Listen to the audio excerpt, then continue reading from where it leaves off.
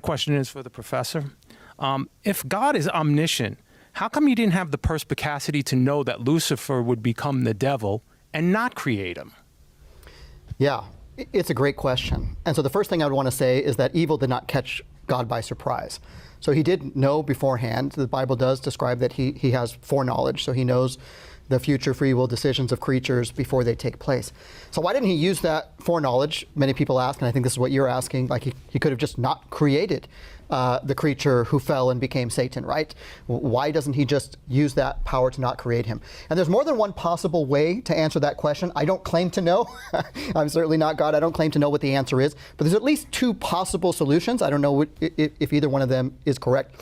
But one of them is that perhaps if God were to use his foreknowledge and say, well, I'm just not going to create Lucifer because he's going to do all these horrible things, it might be that someone else would have arisen that would be even worse, right? It might have been worse on the whole for the entire universe if God had used his foreknowledge in that way, in ways that we cannot actually understand or foresee because we don't know the end from the beginning.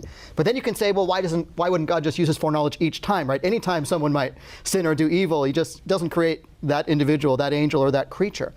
And it seems to many people, many thinkers, that if God were to use his power that way, that none of us would really have free will.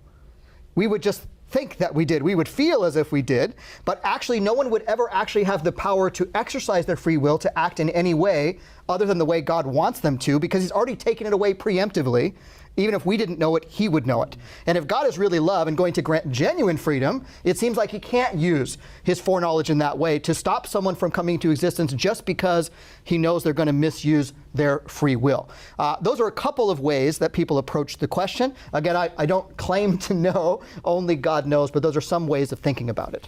Dr. Peckham, when you read Scripture, there are indications that God doesn't always act upon his foreknowledge of events or situations or decisions. Right. He acts in a very principled way, with the almost as if he is wanting to give that individual the most amount of opportunities to do what's right, to be saved. I mean, you can read example of him working with Judas. He had an understanding of who Judas was, but he gave Judas every incentive to do what's right. Yes. And that's really fascinating, because I think that is really helping us to understand that when the Bible says God is love, he truly is love.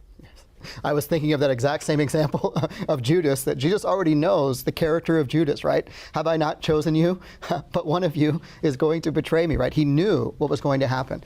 But God, Jesus in the Gospels and God more broadly in Scripture, he takes the long view, right? And so you have one of my favorite verses in 2 Peter 3 tells us that God is long-suffering toward evil. And why? Because he doesn't want anyone to perish. So it says God is not slow about his promises, right? But he is long-suffering because he doesn't want anyone to perish, but for as many as possible to have the opportunity to come to repentance. So God is acting in a way to bring about the greatest good in spite of all the evil in the world, in ways that don't always make sense to us. Right. But if we could see and know everything he knows, all of these factors behind the scenes, including unseen factors, right? With demons and angels and all kinds of factors that the Bible sometimes brings to view, but we typically don't see around us, then we would understand why God acts the way he does at times, and why he refrains from acting in ways that we might think that he should. But he has very good reasons for acting as he does. It's fascinating. When you read the book of Job, you obviously read about this dialogue between God and Job, God and Satan, and Job gets thrown into the midst of it. And when all this tragedy happens to Job, when Job talks to God, the idea of Satan and the devil is never even brought up. That's right. That's right. And that's really fascinating. There were just some things that Job was not privy to, That's right. But to the reader, the curtains are drawn back and say, look, there's more than meets the eye here. Could you help us develop a little bit more and understand a little bit more of this framework of how we are to truly understand life? Well, Jesus tells a parable in Matthew 13. He tells a parable of a landowner who sowed good seed in his field. But then, while he was sleeping, an enemy came in and sowed noxious weeds in that field. And they sprang up, and they grew together for a time. And later, the servants of this landowner, they come to him and they say, Sir, didn't you sow good seed in your field? Why then does it have all these weeds? Which is the same kind of a question that people ask of God today, right? Didn't God create a good world? And if he did, then why is there evil in it? Right. His answer was, an enemy has done this. An enemy has done this. And then his servants ask him the follow-up question. They say, okay, well then why don't we just go and pull the weeds up? Just get rid of evil, right? The same kind of question people ask today. Okay, so there's an enemy of God. Someone has misused their freedom to do evil. But why doesn't God just go and eliminate it? Pull it up. And the answer again is profound. He says, no. Because if you prematurely uproot the weeds, they're entangled with the wheat. And so by pulling it up prematurely, you might actually uproot some of the wheat. In other words, for some reason that we don't always understand, for God to prematurely root out evil would actually do more harm than good in the short term. Wow. Now, when Jesus tells his disciples, explains this parable, he makes it very clear that he's the landowner, but the enemy that sowed those seeds is the devil. So something much more is going on, what we call a cosmic conflict, or a conflict between good and evil in this world that we often don't see. Okay, the way you're setting this up is, look, there is a God who is love.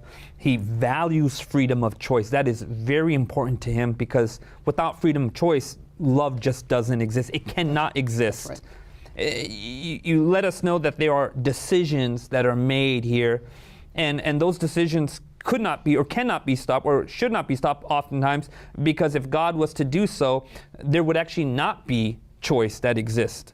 But then you're letting us also know, look, there's an antagonist Yes. in our world. Could you flush that out a little bit more for us? The concept of a devil, is it just this leotard wearing, yoga pant wearing, demon looking devil with the pitchfork? Could you tell us a little bit more? What does the Bible actually say about this antagonist? Yes, yes. So the concept that many people have of the devil is really a mistaken concept. They have this kind of caricature, cartoonish figure, right? But the Bible describes the devil as originally created as an angel of light, created perfectly good by God, but misused his freedom to rebel against God and against love and fall from that station. And he is described later in the New Testament. Jesus himself describes him as the ruler of this world, which means he has some real and significant jurisdiction in this world temporarily. Wait a minute. God is all powerful. Right. There's no one more powerful than God. That's what makes him God. Yes. And then you got an angel, a fallen angel. Right. There's no power struggle here. God is obviously the champ here. That's right. Could you break this down a little bit more for us Yeah. then, to understand this tension then? That's right. So if it was a conflict or a struggle of sheer power, there could be no conflict. God is all powerful. Right. So the conflict must be of another kind. It's actually a conflict over character. And if you were to look at the Bible story from beginning to end, you see that from the beginning to end, the devil is a deceiver. He's a liar. Jesus calls him the father of lies and a murderer from the beginning. And from the very beginning of the story to the end, he slanders God's character. So he can't dethrone God by force. He doesn't have the power to do so. But what he tries to do is undermine God's authority in a universe of free beings by causing people to question God's goodness, to question God's love, to question God's law. And those kinds of allegations, not only are they allegations that can be lodged by someone less powerful, they also can't be answered by a show of power, right? Which is what we all want. That's what we want. We want God to step in and just put an end to evil immediately, to stop this bad guy. That's right. So if you imagine like a mayor of a town who's accused of corruption, they're falsely accused of corruption, right? They're not corrupt. But if they were then to use all of their power to squash the allegations and squash the people raising the allegations, would that clear their name or make the problem worse? Make the problem worse. It would actually make the problem worse unless first there was some demonstration of their innocence or demonstration of their goodness or demonstration of their character. And that is what we see playing out in this world, a demonstration that the devil's allegations are false and that God is truly good. Not for God's sake, but for the sake of the entire universe. Because the only way the universe can flourish is if everyone trusts God unreservedly and trusts his goodness unreservedly. So God is not doing it for himself. He's all powerful. He doesn't have to defend his name. He's doing it for the sake of love. If you think your beloved is a tyrant, or you think your beloved is really evil and not really good, unless those kinds of misgivings or doubts are cleared, there cannot be a true, genuine, full love relationship of the kind that the entire harmony of the universe is based on.